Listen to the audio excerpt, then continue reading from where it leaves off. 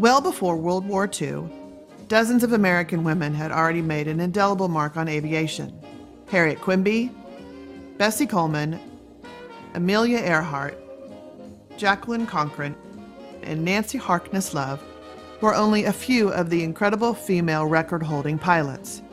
When the war began in Europe, both Jackie Cochran and Nancy Love separately proposed the use of women pilots by the military, but their efforts were constantly stymied. After all, the sky was a man's domain, and the male-dominated military was convinced that women could never make the cut.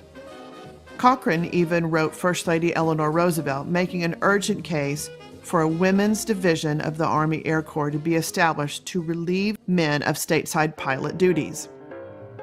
After the war began, U.S. combat losses drained the available pool of male pilots, thus reinforcing the need and spurring the creation of the Women Airforce Service Pilots, or WASP program. The top record-holding U.S. female pilot, Jackie Cochran, was named as director.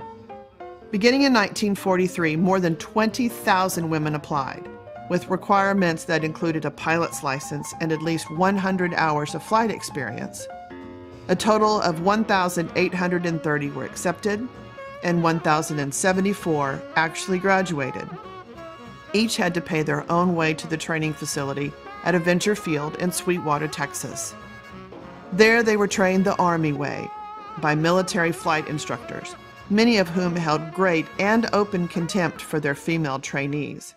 Yet the WASPs persevered, ultimately ferrying almost 13,000 Army aircraft over 60 million miles.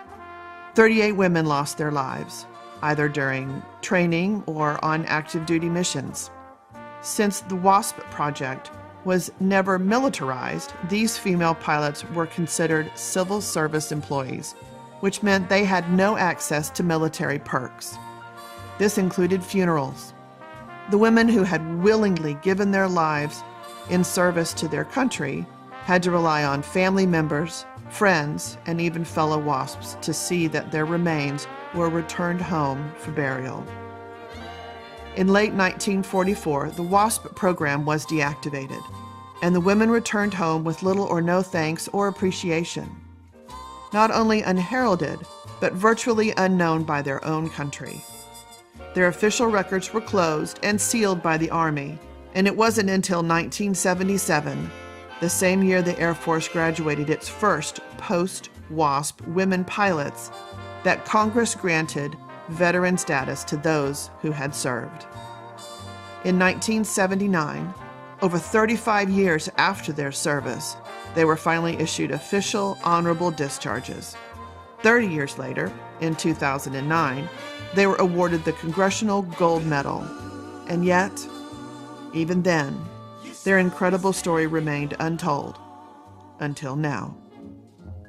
Fly Babies is a stage play that tells the story of 5 brave women who experienced the challenges, triumphs, and prejudices, and the tragedies of serving their country on the home front, and discover that not all battles are fought overseas. It is a story of remarkable women in a remarkable time, one that is long overdue in telling. A story of women who had no united voice, no social lobbying, only themselves, their skills, and their incredible courage.